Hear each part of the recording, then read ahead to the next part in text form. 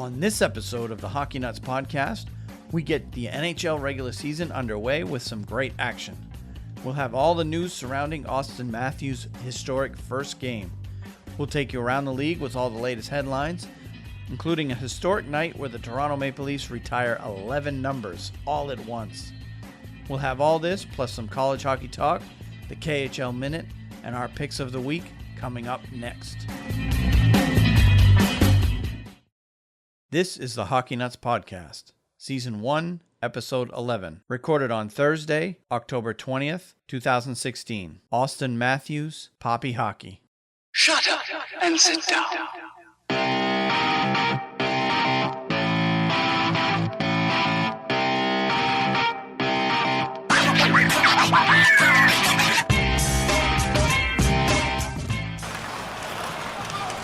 Pass comes off of Austin's stick back to the Winnipeg zone. Fans wanted some kind of holding call on, I believe it was Torrey Krug in one-on-one coverage down low. Pastrnak drags it around. Bufflin sends Marchand in. Poked away.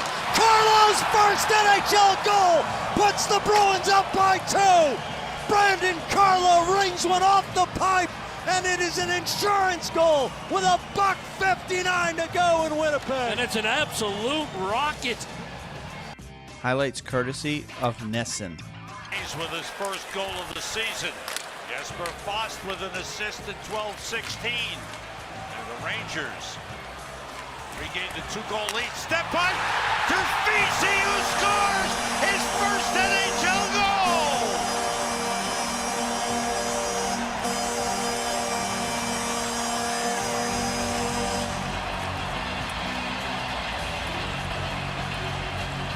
That's a special moment for that young man. Wow, is it ever.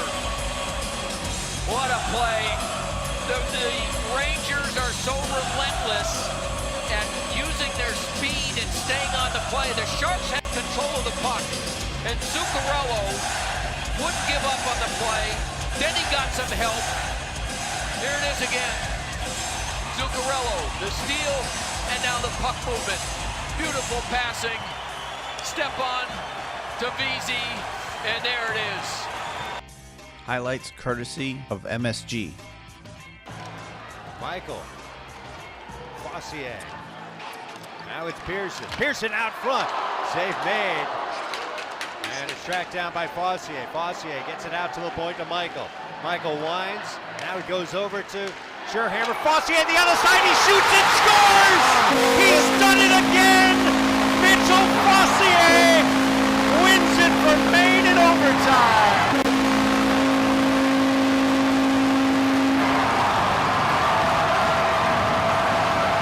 I'm not sure if you thought about it, if you could sit down and script the beginning of a collegiate career better than Mitchell Fossier's had in his first 3 games as a Maine Black Bear.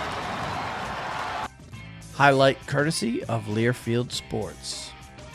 Hello and welcome to another episode of the Hockey Nuts Podcast. My name is Wayne. I'm here with Steve. How's it going today, Steve? It's going great, Wayne. Good to be with you. Back for another week of hockey, and I know I can speak for you. We are really, really excited. The NHL season is finally underway. I'm telling you, I'm like a kid in a candy store, as they say. I'm enjoying every minute of it. Even when my team gets beat, I'm enjoying it. And as we record this, it's Thursday night, the 20th of October, and so we've basically had about a week or so of action around the league, week and a day, and there's been a lot going on. So let's go ahead and get started on talking about the past week's events. Yes. I'm ready. I'm ready with you, Wayne. Wherever you want to start it off, I'm ready to go.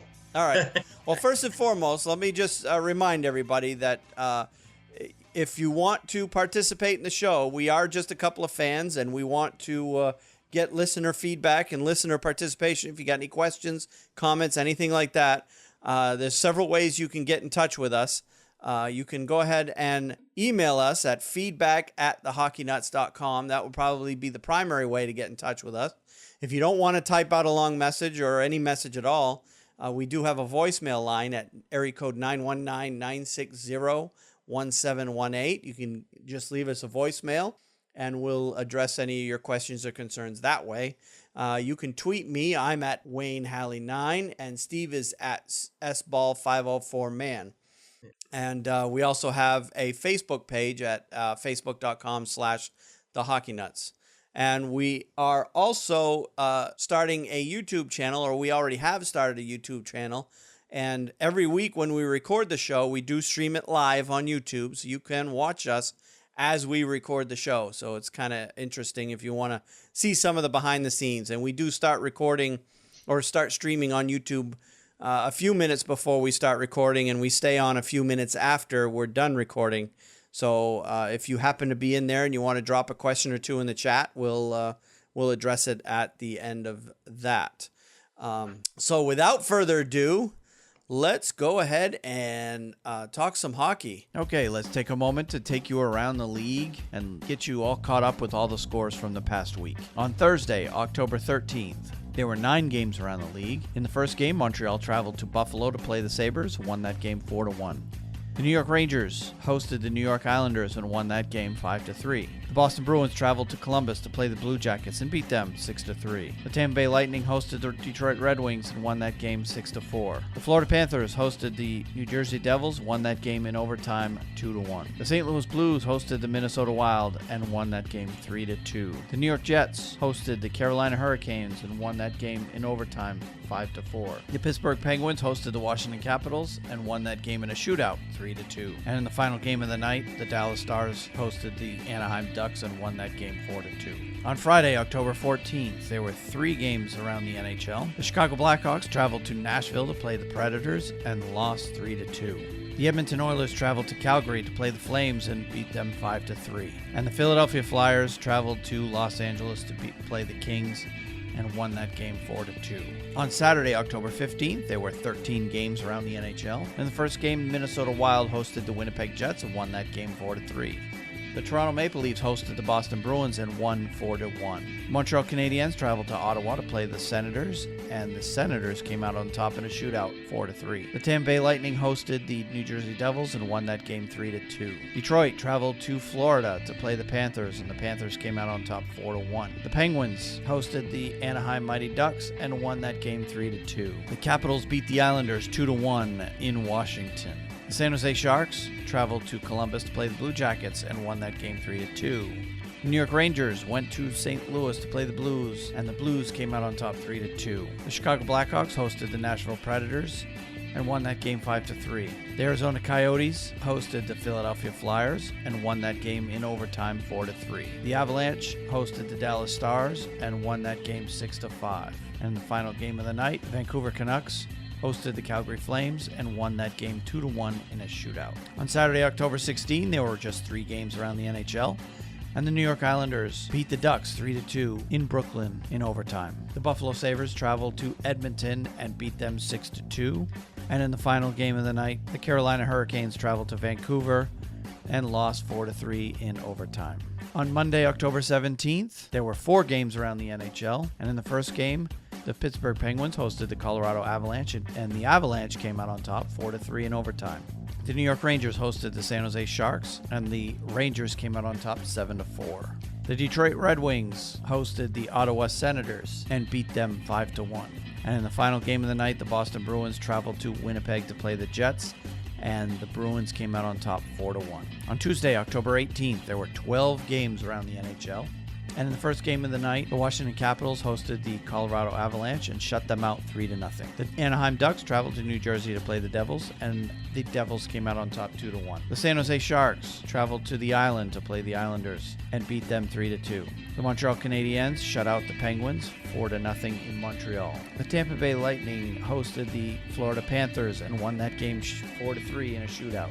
The Ottawa Senators hosted the Arizona Coyotes, won that game 7-4. The Sharks beat the Predators in Nashville 2-1. The Wild hosted the Kings and beat them 6-3. The Blackhawks hosted the Philadelphia Flyers and beat them 7-4. The Sabres traveled to Calgary to play the Flames, and the Flames came out on top 4-3 in overtime. The Carolina Hurricanes traveled to Edmonton to play the Oilers, and the Oilers came out on top 3-2. And in the final game of the night, the Vancouver Canucks hosted the St. Louis Blues, and the Canucks came out on top 2-1 in overtime. On Wednesday, October 19th, there were just 2 games around the NHL, and the Jets beat the Maple Leafs 5-4 in overtime. And in the final game of the night, the Red Wings traveled to New York to play the Rangers and won that game 2-1. On Thursday, October 20th, there were 11 games around the NHL, and in the first game of the night, the Bruins hosted the New Jersey Devils and won that game 2-1. The Ducks traveled to Philadelphia to play the Flyers and beat them 3-2. The Penguins hosted the Sharks and beat them 3-2. The Washington Capitals traveled to Florida to play the Panthers and won that game 4-2. The Avalanche traveled down to Florida to play the Lightning and shut them out 4-0. Montreal Canadiens hosted the Arizona Coyotes and won that game 5-2. Minnesota Wild hosted the Toronto Maple Leafs and won that game 3-2. The LA Kings traveled to Dallas to play the Stars and won that game 4-3 in overtime. Carolina Hurricanes traveled up to Calgary to play the Flames and came out on top 4-2. The Edmonton Oilers hosted the St. Louis Blues and came out on top 3-1.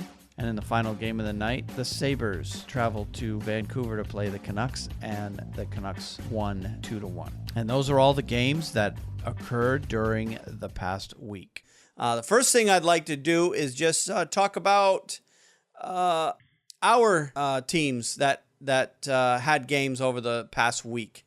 Yes, sir. So you want to go ahead and start the Rangers first? Sure, I'd be glad to. I don't know whether we reported on any of the first games, the 12th or the 13th, but the Rangers started on the 13th, and they played in Madison Square Garden against the Islanders, and they won 5-3. Then they traveled to St. Louis, and they played on the 15th in St. Louis, which was a very exciting game. I don't know if you got to see that game. I didn't. The third period, St. Louis did not get a shot on goal in the third period, and somehow, though, they staved off being defeated. The score remained 3-2. We couldn't score in that third period, and St. Louis won 3-2. Then the next game was against the San Jose Sharks, and that was this past Monday night in the Garden. And the Rangers, that's the best I've seen them play in a long time. They really played, and Antti Ranta, by the way, was in goal because he's exceptionally well with those West Coast teams, especially in California. And we won 7-4. And then last night, the Wednesday night rivalry game with the Red Wings was a thrilling game. If you're a Red Wings fan, and I got to say this, I don't want to take a lot of time, but when I picked these playoff teams, it was a flip of the coin whether I was going to pick Boston or Detroit when we did our playoff predictions. Yep, I remember that. And the last night is the reason why, if you watch that game, Boston fans, that's the reason why I picked Detroit, because I never count them out. I felt we played well enough to earn a point in that game, but Jimmy Howard played out of his mind. And if you watch the game, you know what I'm saying. The Rangers played very, very hard and very well. Yeah, I did have that game on, and I actually saw an interview with Jimmy Howard after the end of the game. And even though Jimmy Howard went to the University of Maine, of course I went there, so I'm very familiar with Howard's game. I knew him as a player well before he went pro. I remember seeing him many, many times at Alfond Arena in Orono. And but I never knew, or maybe it just the detail slipped me, that he's a Ranger fan growing up. Yeah. So, and he said in the interview that he gets up for the Rangers, especially when he gets to play in the Garden, because he's got a lot of friends and family playing there. So he had an incredible game last night. Oh, it was an incredible game. And I think I'm not sure who got the number one star, but he certainly deserved it. I think he did too. He played tremendous game. Jimmy Vesey looked tremendous. Jimmy Vesey played very, very well last night, even though he didn't score. He's very quick, very fast. I'm surprised how fast he is. In fact, I did not think he was that fast, but he is a fast skater with long strides. He's not that much slower than Chris Kreider. So. And his brother is a forward for Maine as well. Yeah, you told me younger that. Brother. Yep. Yeah. Nolan VC. Yeah. So Well, and from the games I've seen so far at Maine, Nolan is going to be a big part of Maine's success if they have any this year. Is he starting? He's a top 6 forward for Maine. Yeah. Great. I think he's a junior. I could be wrong, but I believe he's a junior this year at Maine. Nolan VC. Okay. Yep. I'm on the lookout for him now. He's a draft pick of the Toronto Maple Leafs. They own his rights. Okay. Yep. Well, he knows how to weather the storm and wait for the Rangers. Yep. I shouldn't say that. I'm sorry. Okay. All right. All right, so let's go ahead and talk about the Boston Bruins then. They had 3 games this past week. The first game they had was on the second night, last Thursday. That game was against Columbus, and they won that game 6-3. And the game was actually a lot closer than that. Late in the third period, it was still either tied or a 1-goal game. I can't remember now, but they didn't score their 5th and 6th goals until late in the game. So it wasn't a runaway win by no stretch. That game was in question right towards the end. But that game was huge for Brad Marchand, who picked up on his success that he had in the World Cup. He ended up with 5 points in that game. And his line, the line with Marchand and Pasternak and David Backes, who was filling in on that line for Bergeron, who's been hurt for the first week or so of the season. That line scored all 6 goals in that game. Wow. So and of course Marchand had 2 goals, 3 assists in that game. So he's right up there in the scoring leaders of the whole league as of right now. Yeah. Pretty much because of that. I mean, he has also scored. I think he's up to 7 or 8 points now. But yeah, last I saw was 7 points, but that was a couple days ago. Yeah. So he's off to a good start this year. And their second game was a loss against Toronto, and Boston just simply came out flat that night. That was Saturday night, and that was in Toronto. And it's just I don't know what the deal was there, but they just couldn't come up with anything. And that has plagued them the last couple of years. They've had stretches where they just play uninspired hockey. And Saturday night, at least to me anyway, it seemed that was just another example of that. Oh, yeah. But in the third game, they went to Winnipeg and beat them 4-1. And again, that game was closer than it was, or than the score indicates. It was 2-1 until I think it was like 6 or so minutes left in the third when Boston scored their 3rd goal of the night, and then ended up getting the 4th goal in the empty netter. But Brandon Carlo got his first NHL goal that night. Yeah, I saw that. That put him up 3-1, and then Zdeno Chara got his first of the goal of the year on the empty netter. Yeah.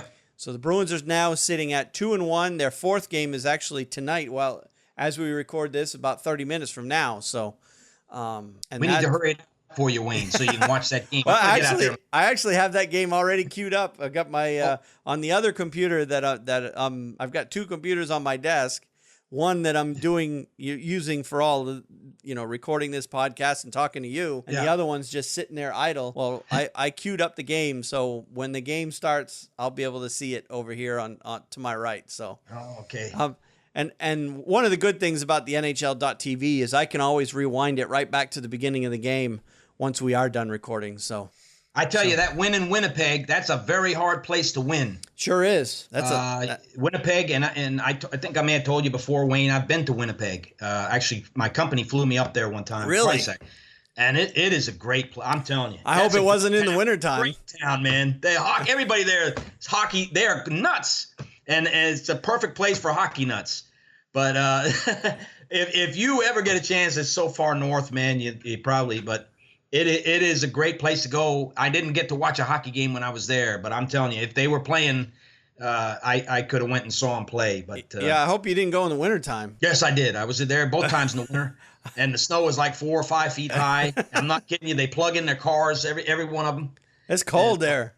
Oh, it's brutal. It's really, really cold. It's brutal cold. Yeah. But it's a great place to go. I had a great time there in Winnipeg. Well, every city in Canada is pretty much like that. They're just the love of hockey up there is it's kind of like the NFL down here. It really is. Yeah.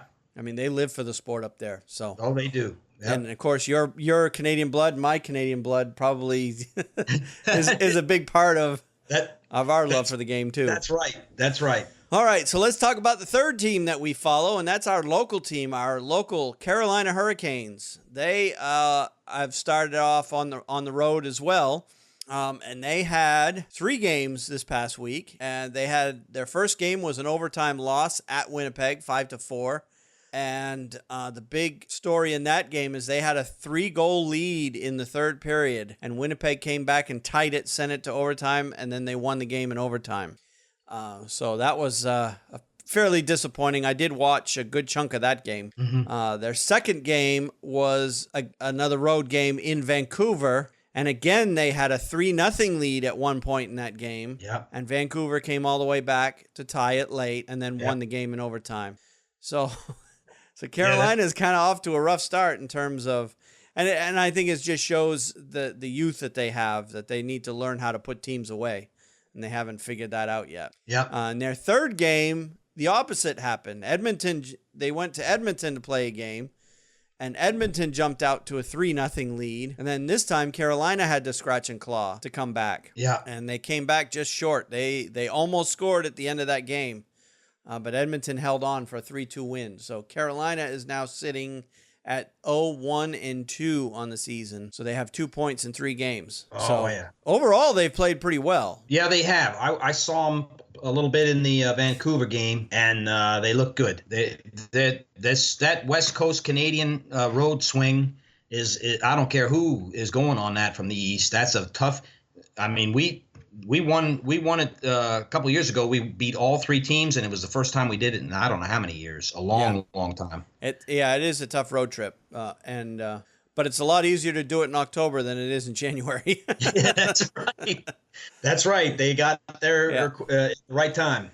But yeah, the trouble with Carolina is, and it will always be the case until something changes. You've got the North Carolina State Fair that goes on at this time in the middle of October, and in normal seasons, Carolina has 1 or 2 home games, and then they head out for 2 straight weeks on the road. Right. And this year, because of the World Cup, the NHL season's starting a week or so later, so they missed the opportunity to have a home game, and now their first 6 or 7. I can't remember what it is, but their first 6 or 7 games are on the road. They don't have their home opener until the 28th of October. Right. So, and that's against us, by the way. That's against the Rangers. Yeah. Yep. I haven't looked at tickets to see if it's an opportunity for because I'd like to go opening night one of these years, just because the crowd is usually more lively. It's usually a bigger crowd. Yeah. And I did see on the news the other night, the local news here, that Dale Earnhardt Jr. is going to be sounding the hurricane warning at the first game. Yeah. Oh, wow, that'll be good. So Dale Jr., if you're a racing fan, Dale Jr. will be at the Carolina Hurricanes game on October 28th. That'll be great. He'll be doing that the siren that they do at the beginning of the game, the hand crank. Yeah. Hurricane warning.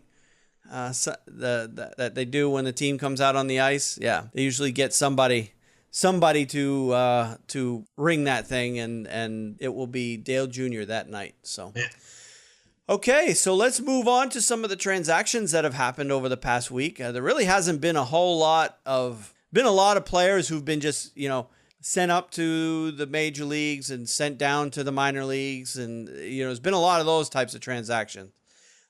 The only big one that has jumped out at me anyway, in terms of, other than the regular sending guys up and down to the minor league team, was restricted free agent Rickard Rakell finally signed a contract with the Anaheim Ducks. Yeah. It's a 6-year deal. Financial terms were not disclosed, but TSN reported that the average annual value is going to be $3.8 million. Rakell recently had abdominal surgery to remove scar tissue related to an appendectomy he had in April, and the procedure forced his removal from Team Sweden for the World Cup. I think that's a pretty good deal for Anaheim. Yeah. I mean, Rakell's a good player. Yeah, And to lock him into 3.8, it's not a bad deal for them. Yeah, Anaheim is struggling right now with more than one restricted free agent, and they have a great defense. If you're a goalie, you don't have to work as hard with that team. That their defense is awesome. And they're off. They still hadn't signed Hampus Lindholm. Nope. And they have Cam Fowler, if I'm not mistaken, is up for contract renewal. I could be wrong on that, but there's several pieces of their situation that they need and they're off to a rough start right now too. They're 0-3-1 after 4 games, so that's a team that will have to. They can't fall too far behind in the Western Conference. It's a tough conference. That's right. To catch up on. So, but that was the only major transaction. I don't know if you saw any others that you wanted to talk about. No other transactions with restricted free agents, with respect to restricted free agents, or there were certainly no trades in the past Although week. I hear that trades are imminent with some situations. That, the last trade was the Yakupov trade, and we talked about that one last week. So that's right. Yeah, that's right. Okay, well, let's move on to injuries then. Los Angeles goalie Jonathan Quick had non-surgical procedure for a lower body injury on Tuesday and is going to be out indefinitely. General Manager Dean Lombardi on Wednesday told the LA Times that Quick will be out for about 3 months. Quick opted against surgery for what's believed to be a groin injury sustained in the final 30 seconds of the first period of the Kings' season-opening game against the San Jose Sharks back on October 12th. Lombardi said last week that Quick's injuries in the same area as the strained groin that kept him out for almost 2 months in 2013 and confirmed it was not a knee injury. Peter Budaj was recalled from Ontario of the American Hockey League to take Quick's place on the roster. That is a huge loss for LA. It is. Yeah. Now, I predicted earlier in our prediction shows that LA was going to miss the playoffs. Now, I honestly didn't know that Quick was going to get hurt. Yeah, I hear you. I hear you. I was surprised that they didn't do something with Andrei Pavlik because he's a good goalie with good experience, and they've opted to bring Peter Budaj in. Yep. I think Pavlik is a better goalie, but maybe I'm wrong. They don't have Pavlik though, do they? No, they don't. No. But remember, he went through waivers, or I guess. He wasn't signed by Winnipeg. They took Connor Hellebuck and they sent him down to the minor leagues, so he passed through waivers. Question is, did he go through waivers before Quick got hurt? Yeah, I think that I'm not sure. Because if that happened, then obviously, yeah. If it happened after, then yeah, you're right. They should have jumped on him. At least he's got NHL experience. Yeah, I think it happened after, but I'm not sure. I mean, Budaj obviously won't be starting there. Who is the starter there? Did they get Mike Condon? Wait, I should know. No, Zadkov. That's right. Zadkov. You got Zadkov. That's right. He was the third stringer in Pittsburgh last year. He actually has some playoff experience because for a short time there when Matt Murray and Marc-Andre Fleury were hurt, Zadkov actually played a couple of games in the playoffs last year. That's right. He played against us. So won a game against us. Yep. So Zadkov will be the starter. Budaj will be the backup, at least for the foreseeable future in LA. So, and they're digging themselves a hole too. They're 0-3 after 3 games. Yeah, it's not looking good for them. It really isn't right now. I mean, they weakened their team this year. They basically lost Lucic for almost nothing at this point, or pretty much nothing because he left as a free agent. And I predicted a fall in the standings for LA, but I obviously didn't predict Quick getting hurt. Yeah, and that's going to really hurt their chances. You're looking good, Wayne. Gotta say, you're looking good on that. That really is surprising, Yeah. But anything like that can happen, So that's why it's always good to have a good set of goalies in your system, not just one goalie. Right. San Jose is another team that if their goalie gets hurt, they're in trouble.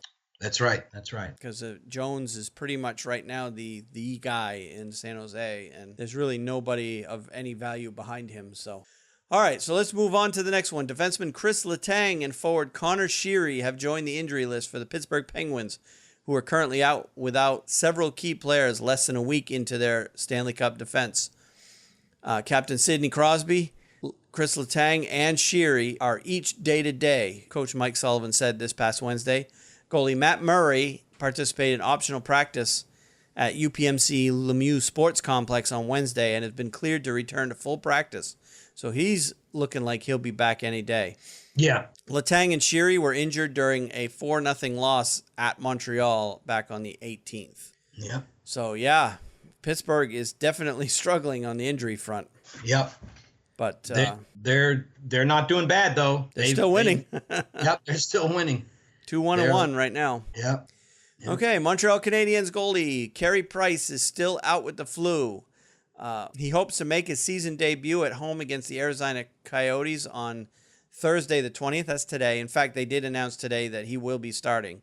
The illness caused him to lose 7 to 8 pounds, draining him of some energy. Price said he wants to make sure his energy level is sufficient when he wakes up on Thursday morning before making the decision whether to play. Obviously, I got this article last night, but today they've since announced that he will be starting tonight. He will be playing tonight with Montreal against Arizona. So we'll have to keep our eyes on that one. But, man, that seemed like it was a long flu. That did. Well, if his stomach's up to it, he just goes out and eats a plate full of pierogies, and he's going to be fine. That 7 or 8 pounds right back on. Yeah. Since we're talking about Winnipeg, boy, Yeah. I tell you, that's a big meal up there, boy. They eat a lot of pierogies. Oh, man. Yeah. Okay. After missing the Boston Bruins season-opening 3-game road trip because of a lower body injury, center Patrice Bergeron practiced on Wednesday and will be available for the home opener against the Devils at TD Garden on Thursday night, the 20th. Bergeron was injured in practice back on October 12th. The Bruins hoped he'd join the team at some point during the road trip, but that didn't come to pass, and they went 2-1 without him. He started skating on his own this past Monday. He said he felt fine after practice and doesn't appear to be limited on the ice. Bergeron, who missed a total of 14 games in the past 6 seasons, said he was impressed with the winning road trip but couldn't wait to be reunited with his teammates. So, yeah, I'm pretty excited to see Bergeron back in the lineup tonight for sure. Yeah, that's great. That'll be good for Boston. Yep. Glad that they're not playing us tonight. I wonder if they'll, with the success they've had with Backes between Pasternak and Marchand, if they're going to put Bergeron back there, or they're going to put Bergeron with Krejci. And I'm sure they'll put Bergeron back with Marchand. Those two have a chemistry that is tough to beat. So anyway, all right. Winnipeg Jets forward Brian Little will be out indefinitely after sustaining a lower body injury in a 5-4 overtime win against the Carolina Hurricanes on Thursday the 13th. Little collided with the Carolina Hurricanes forward Brian Bickle early in the first period and did not return to the game. He played just 2 minutes and 48 seconds in that game. He assisted on Sean Matthias' goal that gave the Jets a 1-0 lead at the 4:14 mark of that first period. So, and I don't believe he played because the Bruins played them after that, and I don't believe that Little played in that game. I don't remember seeing him. So, but it sounds like he'll be out for a little while, so. Yeah. I didn't see the video on that, so I can't speculate on where this injury is, whether it's a knee, ankle. They're saying lower body, so it could be knee, thigh, whatever. Buffalo Sabres forward Evander Kane left their season-opening 4-1 loss to the Montreal Canadiens in the second period with an injury back on Thursday the 13th. Kane was helped off the ice with 12 seconds remaining in the period after he fell into the end boards while pursuing the puck with Canadiens defenseman Alexei Emelin. Kane went into the boards on his back, left side first. He was taken to the hospital for evaluation and precautionary measures, the Sabres said. I saw the video on that. I don't know if you did. I did. I saw the video. I watched it. I watched them carry him off the ice. It looked serious. It looked like he was seriously hurt, but I have not heard since that occurred how his prognosis. Yeah, it looks like he'll crack ribs, I think, is what I saw. So he'll be out for a little while on that one. Yeah. That's a tough injury for hockey players. Yeah. Especially when you're accelerating on the ice, and so that will keep him out for a while. Yeah, it looked like on that play that his feet just got tangled up with Emelin's feet, and he just fell to the ice, and just there was no way he could stop before he hit the boards. So you hate to see those types of injuries, but unfortunately, in today's fast, speedy game, it happens. Yep. Okay, after watching the first 3 games in a suit in the press box, Mark Fane was back on the Edmonton Oilers blue line on Tuesday, the 18th against the Carolina Hurricanes. But it only lasted for 2.5 minutes, 7 shifts before he got hurt. The Oilers weren't saying what the injury was, but it came after he helped set up Jordan Eberle's goal 9.5 minutes into the game. But he could be out for the long term. Fane was placed on IR on Wednesday the 19th. Ben Becker was recalled from Bakersfield to replace him. Fane was like a 6th, 7th defenseman for them. I was reading some articles, and there's a lot of speculation that Edmonton was going to try to move him anyway, so this will make it a little difficult for them to move him. But it looks like with him, he's kind of the 7th guy there. So not a real big, huge loss for Edmonton, but certainly a depth guy that could hurt or couldn't hurt. Yeah. Curious little factoid on the Bakersfield team. The guy who is the head trainer for that Bakersfield team is a guy that I have reffed many games with back in my days when I was still living in Maine. Oh, wow. He was my reffing partner up there for many, many years. Like, him and I used to be assigned together a lot. Oh, yeah. Yeah, so I know him very well. So, in fact, I'm thinking of possibly when Bakersfield comes to play the Charlotte Checkers. I may go down. They're coming in February. No, early March. First weekend of March, I think. They're coming down. Oh, yeah. I may go run down and say hi to them. Yeah. While I'm down there. But anyway, he is the head athletic trainer for the Bakersfield Condors. The Condors, yeah, okay. Yep. That's Edmonton's. That's Edmonton. Yeah, that's right. That's Edmonton's. Yeah. Edmonton's farm team. Yep. Okay. You have information on Buffalo GM Tim Murray getting his contract extended. Although it's very vague. There wasn't a lot of details out there. I didn't find a lot of details on it other than the story that I saw said that Tim Murray did sign an extension with Buffalo, and it was a multi-year contract prior to their season opening game against the Montreal Canadiens. It did not give the term of the agreement, nor did it give disclose financial information. Yeah, the GM stuff, they never really do disclose that. Right. The player stuff we find out because it's all part of the salary cap. So. Yeah, general manager. Yeah. So we get to find that out. Okay. So that's all I had for injury notes. Yeah, that's it. That's all I had as well. Okay. That is all I had. And I have another section for suspensions on here. And we didn't have any this past week, so there's really nothing to talk about in terms of suspensions, other than some of the suspensions that we talked about in past weeks have since expired, and those players are all coming back to their teams now. So it seems like the players, anyway, have started to settle down and aren't doing any crazy stuff like they were in the preseason. Yeah, that's right. Yep. I would agree with that. Yep. So, well, now that jobs aren't on the line anymore, they can calm down a little bit. That's good. All right. The next section we've got is for milestones and records. Chicago Blackhawks forward Marian Hossa became the 44th player to reach the 500-goal plateau when he scored a second-period power play goal against the Philadelphia Flyers on the 18th of October. Hossa is the 4th active player to reach the milestone behind Jaromir Jagr, Jarome Iginla, and Alex Ovechkin. Hossa also is within reach of 2 other career milestones. He's 7 assists shy of 600 and 7 points away from 1,100.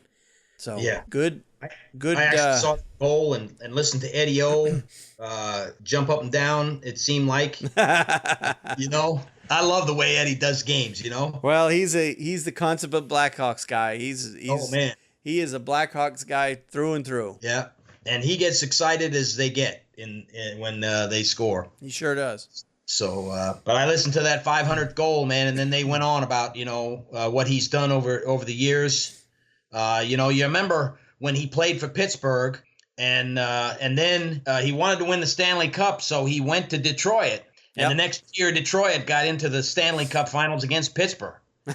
And they lost. Yep. That was the year Marc-Andre Fleury stopped a potential goal with like 2 seconds left in the 7th game. Yep. And so, Hossa was all upset. Now if he's upset at all now, he's laughing all the way to the bank. Once they traded him to Chicago, He's had 2 cups, hasn't he? Since I believe it's 2. He missed the first one. Yep. Yeah, he got there after the first one. Yep. So but he's been a big part of the Blackhawks offense. Everybody likes to talk Kane and Taves, but there's Marian Hossa is no slouch of a player either. That's true. That's very true. Might be the third best scorer for them. Definitely the third best forward for sure. Yeah. Okay. The other milestone I've got happened on opening night. I don't know if you saw any of this, but Maple Leafs forward Austin Matthews scored the first 4 goals of his NHL career, including a hat trick by the time we reached the 125 mark of the second period, to become the first player in the modern era of the NHL. And they call the modern era from 1943-44 on, to score 4 times in his league debut. 3 other players have recorded a hat trick in their league debut in the modern era, according to the Elias Sports Bureau. Quebec Nordiques forward Réal Cloutier back in 1979. Dallas Stars forward Fabian Brunstrom back in 2008. I remember that one. Mm-hmm. And New York Rangers forward Derek Stepan back in 2010. I remember that one. And I watched that game. Yeah. I remember that very well. Against Buffalo. Yep. 3 players who have accomplished the 4-goal feat on the first day of the NHL games back in December 19th, 1917, were all 3 of them had played previously in the National Hockey Association, which is the predecessor to the NHL.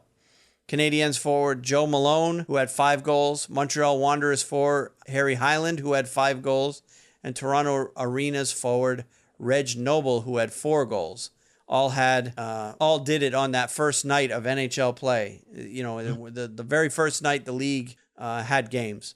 Mm-hmm. At 19 years, 26 days, Elias says that Matthews also became the 3rd youngest player in NHL history to score 4 goals in a game, behind Toronto's Jack Hamilton back in 1943 and Washington's Bobby Carpenter back in 1982. I remember that. Yeah. So just a note on those 3 guys, why they say, they have the asterisk about the modern era thing. Those guys who had 5 goals in a game, someone who doesn't know the history of hockey might think, holy crap, that's a lot of goals to have in your first game.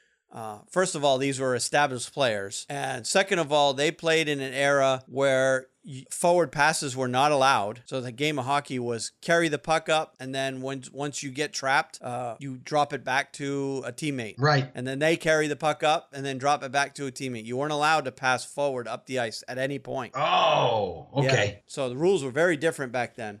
And third, it was common for players to play the entire game, not just the goalies. So players were out there, kind of like, how basketball players are now.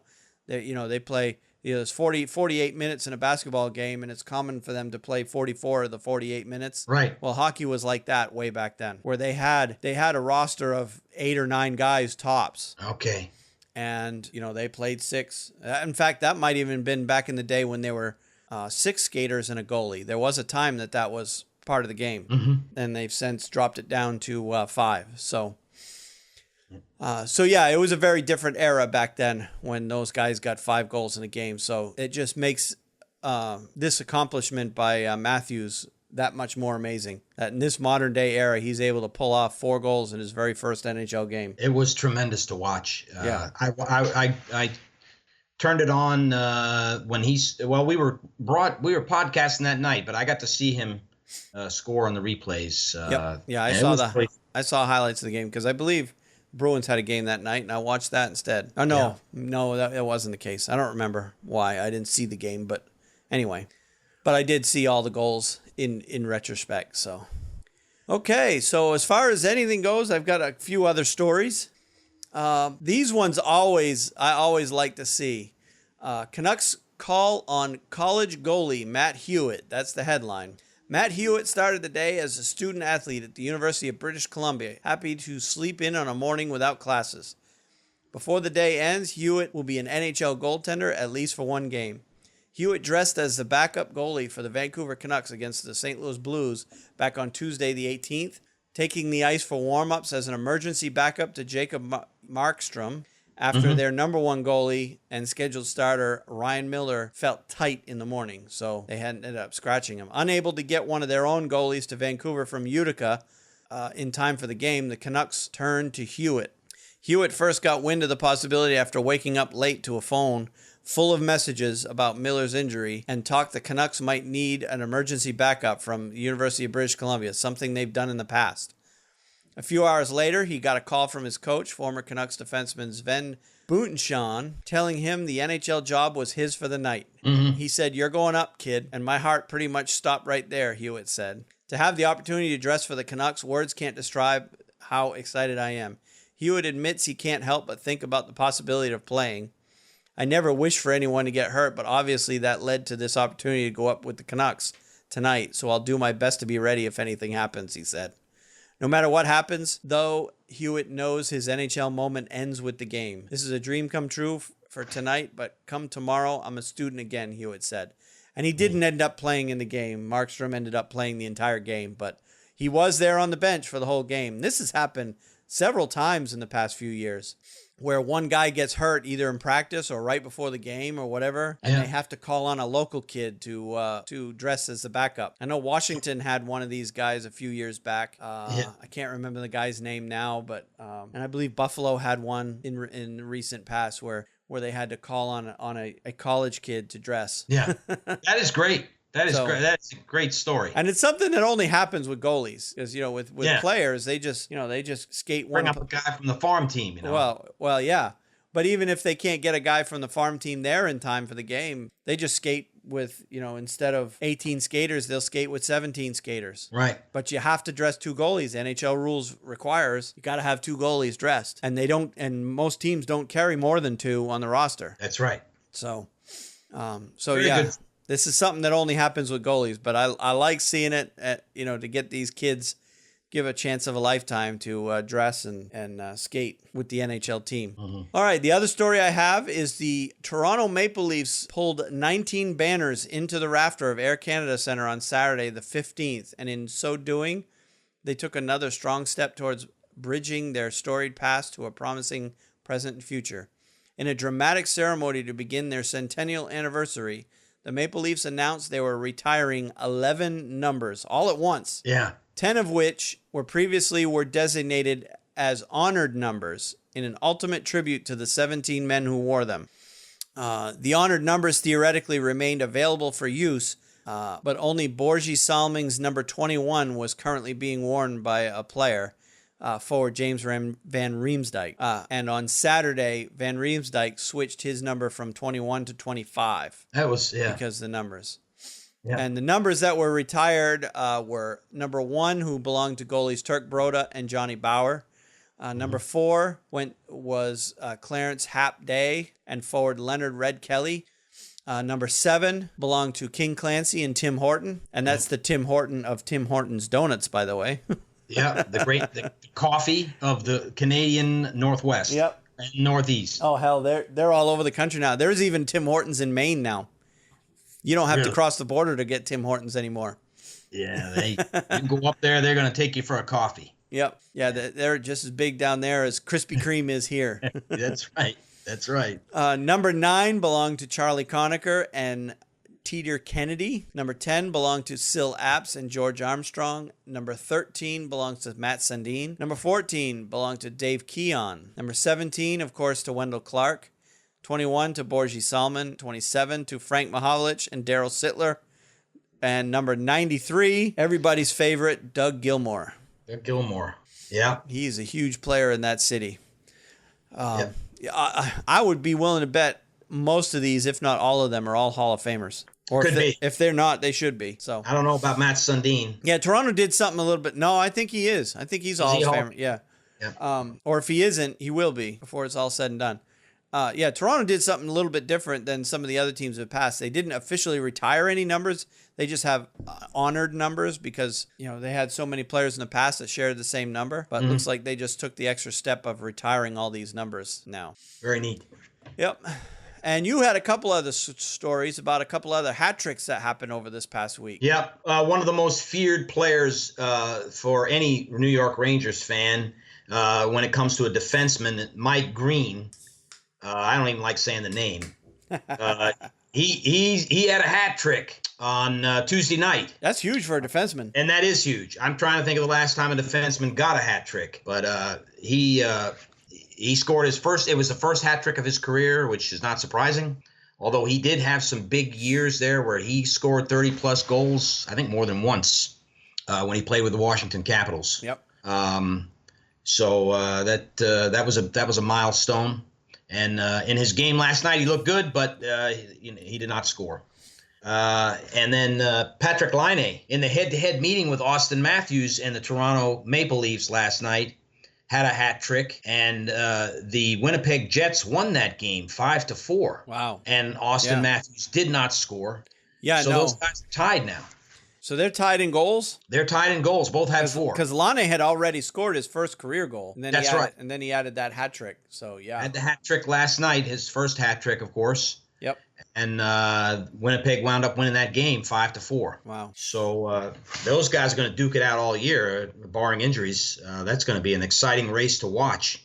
Because I really believe in my heart one of those two is going to win the Calder Trophy. Yep. And it'll be a good race to see who does it. Yeah. So I'm watching the Bruins here feed. I'm a little distracted. Milt Schmidt, who played from the 30s, the late 30s, 36 to 1955. He is dropping the puck for the Boston Bruins, the ceremonial first puck. Oh, is he really? I believe he is the oldest living former Boston Bruin. His number is retired in Boston, number 15. Boy, he's looking frail, though. Ooh, he's looking really frail. Yeah. Yep. Great to see him, though. He dropped the puck. The Bobby Orr wheeled him out there in a wheelchair. Oh, man. Yeah, Bobby Orr is pushing his wheelchair. Kind of interesting moment there. That is. Yeah, that's awesome. A lot of history there. Yeah. Okay, so let's talk about the highlights of our week upcoming. I wanted to put this in there because we've got some big games and big moments that I'm looking forward to. Yeah. Starting with the Heritage Classic. That's coming this weekend in Winnipeg. It's the first outdoor game of the year. Winnipeg is hosting the Edmonton Oilers on Sunday afternoon at 3 o'clock. I'll be I'll be home. I'll be able to watch that game live. And there's going to be an alumni game between Edmonton Oilers alumni and Winnipeg Jets alumni. Yeah. That game will be played at Saturday at 4 p.m. Eastern. And Wayne Gretzky is participating in that game. He is. Not only him, but Gretzky, all of them. Curry, Grant Fuhr in net, Coffey, Glenn Anderson, all the big names from the 80s, the big team. I think Adam Graves might even be playing in that game. I'm not sure about that. Possible. I'm not sure. And the biggest name for Winnipeg is one of their biggest names of all time, Dale Hawerchuk. He's playing. Oh, that's right. Yep. I heard that. Number 10. Yep. So I'm looking forward to seeing that. And that's being played at, I can't remember the name of the stadium, but it's where the Winnipeg's CFL team plays. The Blue Bombers. Yeah. Yeah. Yeah. At their outdoor stadium. So I'm glad they're doing it now and not in January. Oh, my God. Yeah, that's right. The forecast, I guess, the early forecast is projected to be late 40s, low 50s, high 40s, low 50s for the game, which is about perfect for having outdoor ice. Not too hot, not too cold. Mm-hmm. So it's about what the surface of an NHL rink is indoors. Low 40s, high 40s, low 50s is about what you find in an NHL rink inside the glass nowadays. Okay, and the one of the other games that's coming up this week, we've got a rematch of the Stanley Cup Final, San Jose at Pittsburgh. That is actually going on right now as we record this. That's in Pittsburgh, so I'll be watching that game in between periods of the Bruins game. And then Saturday coming up, Montreal comes to Boston to play a game. That's the first meeting between those two arch rivals, and us Bruins fans always get up for the Montreal games. Those are big games. Yep. They really are. That'll be a very good one, too. And it should be good. Carey Price will be back. Bergeron will be back. It should be a good test for both teams in that game. Another big rivalry game, the Rangers and the Capitals are playing also Saturday. And we won't miss that one. OV against all the guys on the Rangers. Yeah. Yeah. Should be a barn burner. Jimmy Vesey in that game playing his first time against the Capitals. Yep. That'll be an exciting debut there. Yep. And it should be a good evening watching that. And the final game, and the one I'm most looking forward to, Boston versus the Rangers. That's the rivalry game, man. I'm looking forward to that like you wouldn't believe. Yeah, that's next Wednesday. A Wednesday. lot of fun. So needless to say, we will not be recording next Wednesday night. We'll be recording Thursday night because we want to talk about that game in our next week's podcast. So we'll postpone our Wednesday night recording so that we can both watch the game, and then we can talk about it at great lengths on next week's podcast on Thursday night. That'll be very exciting. So yeah, that's one I'm looking forward to. Yes, that will be a good game, Wayne. Yep. We might need to get together and watch that game somewhere at a local pub somewhere. That's not a bad idea. We probably should do that. Yeah. We should probably find a place that's somewhat central to both of us. Wait, isn't there a Buffalo Wild Wings in Burlington? There is. Maybe we should go there. They'll have the game. They'll have the game there. Yep. There's a couple places. I'll wear my Bruins jersey. Yeah. I'm not wearing mine tonight, but I will be wearing my Rangers jersey if I'm going to a pub to watch that game. You better believe it. Yeah, so. We'll have to talk about it this week. That's actually a pretty good idea. We might have to do that. I like your thinking. So yeah, those are the big events that Steve and I are both looking forward to this week anyway. Now, looking at the schedules for our teams, the Bruins have 4 games this upcoming week. First one's tonight as we're recording this against the Devils. And then, of course, I mentioned Saturday against Montreal. They've got Tuesday against Minnesota, and that's a home game. And then Wednesday night, they travel to New York. So I've already got a built-in excuse if Boston wins right now. That'll be a second night of a back-to-back. Yeah, that's right. Well, you never know. If the Rangers just win, never know. Yeah, you never know. And the Rangers have 3 this coming week. They've got Washington on Saturday, Arizona on Sunday, and then Boston again Wednesday night. Right. And then Carolina has 3 upcoming this week. Again, they're on the road, and I believe it's their last 3 road games before their home opener. They go to Calgary on the 20th. That's tonight. Philadelphia on Saturday, and Detroit on Tuesday. Yeah. Okay, let's move on. Talk about some college hockey. Pretty big weekend. You had a big week. I had a really big week. Yep. Yeah. I know you're excited about that, man. I had a pretty big week. Maine played Quinnipiac for 2 at home in the Alfond Arena over the weekend, and from what I understand, I got a good buddy that's in tight with the athletic department there, and from what he was telling me, that the attendance was very, very strong there in Orono last weekend, and Maine earned a split against number 2 or number 3 Quinnipiac, depending on which poll you look at. They earned a split. Both games went to overtime. First night, Maine won in overtime. Second night, Quinnipiac won in overtime. And going into the season with Maine being picked dead last in the Hockey East, no one would have expected them to be able to skate with Quinnipiac. But they skated hard, they skated well, and they ended up earning the split. And as a result, they got a little bit of national attention. They didn't quite crack the top 20 in the poll this week. But if you look down to the section where it says, if you were to go to U.S. College Hockey Online and look at the poll, it shows the top 20, and then underneath that it shows other teams receiving votes. Well, Maine had the second highest of those teams. So that would put them in the 22 spot out of the top 20. So they're just outside the top 20 right now. So if they continue playing as well as they have, they should crack the top 20, or at least I hope they do. But if you were to look at the pairwise rankings, which is what they use to determine the at-large teams for the NCAA tournament. Now, granted, it's early. Most teams have only played 2, 3, 4 games. But Maine right now is sitting in the number 5 spot in the country in the pairwise rankings. So that is a good spot to be, but you gotta get a lot of wins to hold on to that spot. Yes, you do. And that's really something. It's amazing. I mean, it's super early. You can't really gauge anything from the pairwise right now. There's, it just shows the pairwise rankings. The top 20 are just essentially showing the teams that are off to a hot start. It by no means, means that those teams are the best teams in the country. But anyway, it's kind of nice little spot for Maine to be in, though, to see them in number 5. It's been quite a few years since they've been at that level. Yeah, that's great. So yeah, college hockey's been fun so far. It's getting on pretty well now too. Once you get two or 3 weeks into the season. Yeah, the exhibition schedules pretty much are winding down at this point. Other than there's the U.S. National Development Program that does travel around throughout the whole season and play college teams, and those games essentially are exhibition games. But other than that, they're pretty much into playing NCAA games now. So, and pretty soon, usually by mid-November, all the teams are starting to play conference games. Mm-hmm. So, looking forward to that. All right, yeah.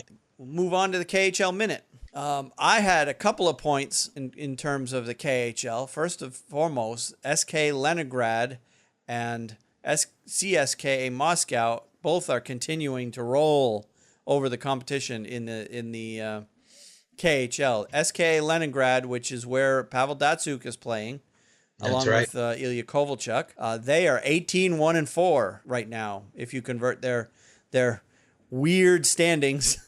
Yeah, there's like 8 columns in the KHL standings, but if you convert it to how we know the standings are in the NHL, Leningrad is 18-1-4, and CSKA Moscow, the Red Army team, is 17-4-3 at this time. And the worst team in the league right now is Dynamo Riga at 4-15-3. Mm-hmm. So big, wide difference between the tops and the bottom teams in the league. If you look at their standings, Wayne, they give 3 points for a win, right? Yeah, 3 points for a regulation win. That's right. 2 for either an overtime or a shootout win. Right. Yep. And then 1 point for a shootout or overtime loss, and then no points for a regulation. So they have all these several different columns for how they do that. In a way, I wouldn't mind seeing the NHL go to a 3-point system like that, because we already have many 3-point games anyway. When you have the overtime games with the extra point, they might as well make every game worth 3 points. But having 8 different columns does not make looking at the standings very pleasing to the eye. It does. It's very confusing. Yeah. And I had to sit there in the last couple of days looking at the KHL website and try to figure out, okay, how many points are they getting? This team has 56. And then once I figured out the system, going to the next team to check it and see if I was right. Yes, they do multiply it by 3. Yes, they do give you 2 points for this. Yep. And once you figure it out, then figuring it out is not easy. You'll sit there for a few minutes trying to toy with it and figure out how they come up with the points. Yep. And there's no graphic to let you know on the website we go to, hey, this is how we score the points and how the teams, are set up. Right. But yeah, I knew that they were using a 3-point system over there, and there's a lot of leagues actually that are doing that. Even junior leagues over here in the U.S., some of them do that as well. Right. So, and the NHL's been fighting that for years, but I would almost rather see them go to a 3-point system than stick with the system they have now, because there's some good teams that have been left out of the playoffs just because, of tiebreakers and such. Well, let me tell you, the last time the Rangers, I think they've made the playoffs 6 or 7 years in a row now. The last time we missed the playoffs, it came down to a shootout against the Philadelphia Flyers. I remember that. The winner of the shootout made the playoffs, and the loser didn't. Yep, I remember that. Of course, we lost that game in the shootout. Yeah, it came down. The whole season came down to one shootout. Olli Jokinen, I won't forget it. He was on the Rangers as a rental player. Yep. And they put him out on the ice to, I think it was like 3-3, and they put him out on the ice, and he flubbed it. Yep. And that's how. But like I said, these things are those shootouts are a crapshoot. Yeah. Oh yeah. At least the 3-on-3 overtime has made it so the shootouts don't happen as often. Right. So, and the game is won with a goal and not a shootout, a breakaway. Yeah. Although 3-on-3 games often end on a breakaway goal too, but at least it's hockey goal, not a penalty shot goal. Yeah. So, in the other story I had in the KHL Minute, former NHL forward Wojtek Wolski suffered vertebrae fractures and other injuries in a recent KHL game. Actually happened on Thursday, last Thursday, a week ago, as a result of a scary crash into the boards. His club, Metallurg Magnitogorsk, announced in a release last Friday. According to a translation of the team's website, Wolski suffered a fracture of the 7th and 4th cervical vertebrae, injury of the cervical spinal cord, brain concussion, bruises, and abrasions on the face. The team is saying his season is over. The injury occurred against Barry's Astana during the third period of a 1-1 game. Wolski and another player were going for a loose puck when they collided with each other and into the boards. Wolski was taken off on a stretcher. I saw the video on that, and in fact, I included a link. You did? Oh. I included a link in the show notes to a video to that. And essentially, what happened is he dove for a puck to try to knock it back to his point man, and when he did that, the other player that he was fighting for the puck with fell on top of him and landed on him, and then they both slid into the boards. So he had the weight of two players, and he went headfirst straight into the boards, like perpendicular to the boards, the worst possible way you can go in. And he couldn't stop it because the other player was on him, and he ended up obviously breaking his neck. And everybody in the hockey world was praying for him for the past couple of weeks, and sounds like he's going to make a full recovery, but his season is going to be over for this year anyway. It's scary. But it's just a freak accident. It wasn't malicious in any way on the part of the other player.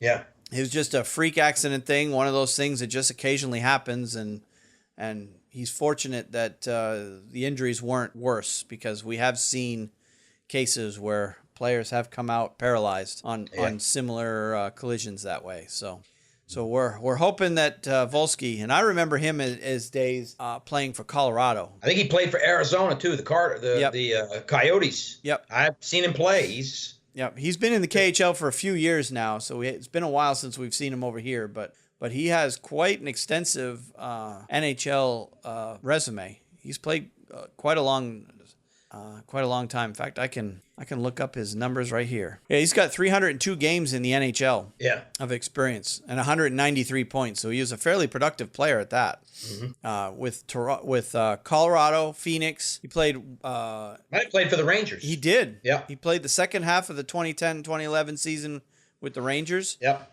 And 9 games with the Rangers the following year before he moved to, probably was traded to Florida in the 2011-2012 season. Mm-hmm. And then he also played for the Washington Capitals before moving on to the KHL. So he was a first-round draft pick, 21st overall in the 2004 NHL entry draft. So good player, and hopefully he'll make a full recovery. Yes, so that's what we hope.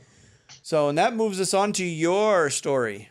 My KHL Minute of the Week is a rather quick one, Wayne. Ilya Kovalchuk is now the leading scorer in the KHL. This happened on the 16th, which would have been Sunday. Kovalchuk scored a goal in the SKA's victory over Vityaz, and Vityaz is terrible. They're one of the worst teams in the KHL. They won 5-1, and as of the time I wrote these notes, Kobe had 13 goals, 29 points in all to lead all scorers in the KHL. So he is, and I don't think he's ever dropped off. When he left to go and play the Devils, when he left the Devils to go and play back in the KHL, he has never really tapered off. He has continued his great play over there in the KHL. He's either been a leader or right close to the top of the standings, the stats his entire time. Yep. So Sergei Mozyakin has to step down a little bit here, and Ilya Kovalchuk takes over. Well, good. So, he should. He dominated the league over here when he played. Yes, he did.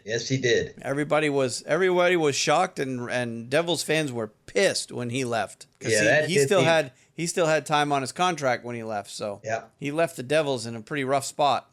That's why part of the reason why I always every draft year in the first couple of rounds anyway, I always when Boston comes up to pick, I'm like, don't pick a Russian, don't pick a Russian, don't pick a Russian, because you never know with those Russian guys. They come over here and they get homesick, they want to go home. You can't blame them for that. but they tend to be unreliable in that sense. And Kovalchuk really did a number on the Devils when he left. I missed seeing Pavel Datsyuk last night too. I really did. Yeah. The NHL is hurting without him. He was the best stick handler in the game. Well, the Red Wings for sure. Just an awesome player, and it was tough to watch in Detroit last night without him. But there's not many people picking Detroit. I think there's more people picking them to miss the playoffs than they are to make the playoffs this year. Yeah, well, there's a lot of pressure on Blashill to get them to the playoffs, the 26th season in a row. They don't want that streak to stop. Well, in his fairness, the team that he has is not as good as the one that Mike Babcock had. So that's true, but he got them there last year. Yep. And I'm ready for the streak to end. I'm ready. Sure. I'm so ready for that streak to end. I'm tired of hearing about it. Yeah, Boston had a similar streak back in the 80s and 90s as well. I think they went 24 years in a row, maybe 25 before they got knocked out. So, they have had some. But a lot of those years goes back to the days, of the 21 team league, and when you got 16 out of 21 teams making it, it's not that big of an accomplishment. Nowadays, it's a lot more difficult because there's 30 teams and only 16 get in. But that's right. But yeah. That's right. Okay, well, let's move on to our picks of the week then. Picks of the week. You want me to start that one, or you got a good one? I'm telling you. I like your pick of the week very much. All right. Well, go ahead and do yours, and then we'll end with mine. Let's get mine again. The sentimental side of it always seems to grab me. I read an article earlier this week, and it was on NHL Network. Actually, no, it was on NHL.com. And it's Maimonides Medical Center in Brooklyn is the official hospital of the New York Islanders and as well the Brooklyn Nets. That is also their official hospital, 4 miles from the Barclays Center.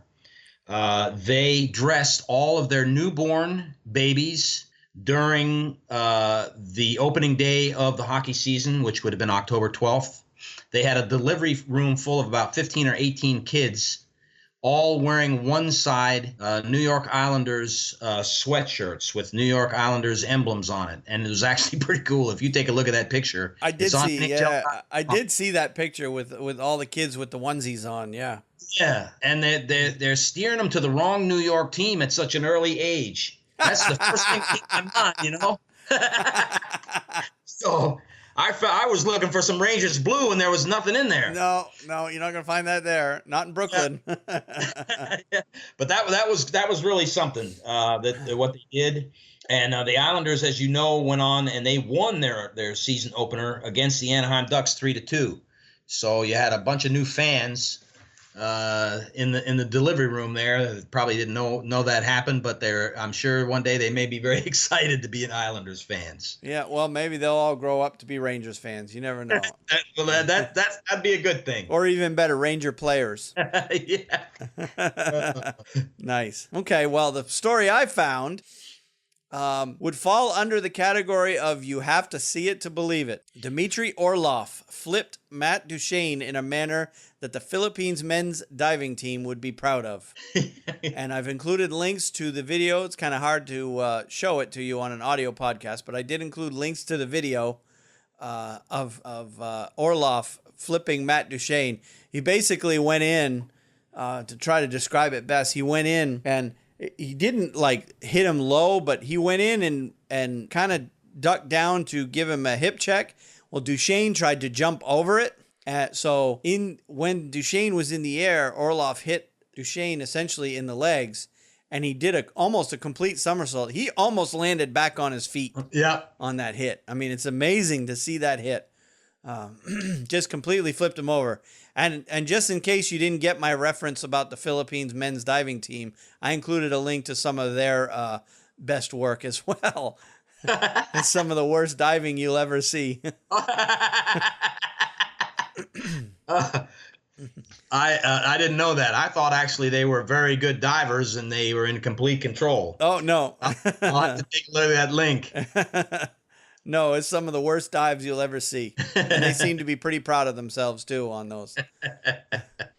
But that game, if you want to look back at the video, I did include the link again, and the game actually happened on the 18th.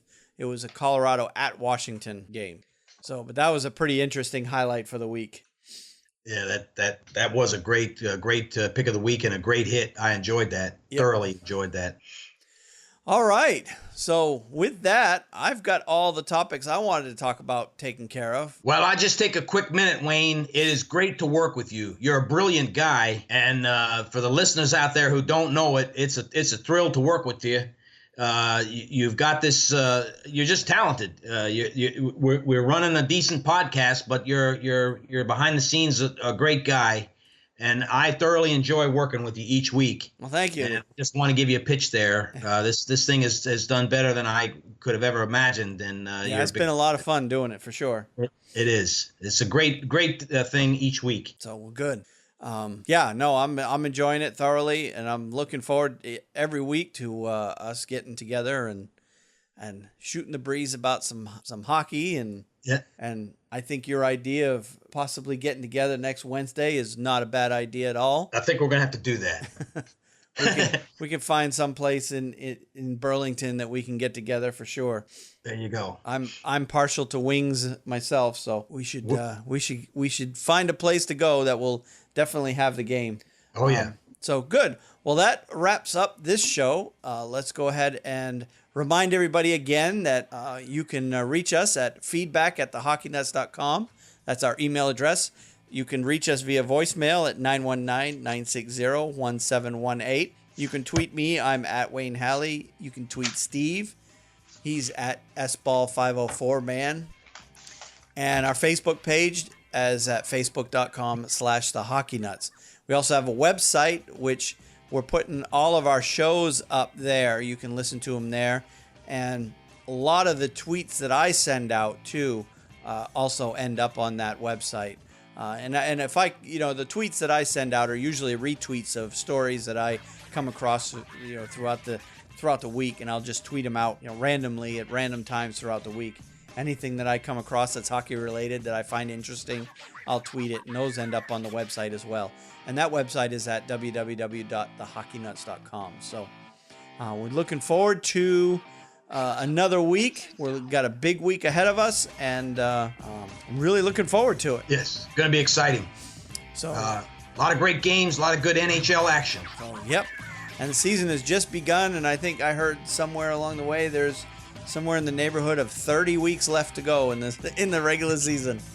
So don't you love it? Yeah, love it. Can't get enough. All right. So let's go ahead and end it there, and until next week, we'll talk to you later.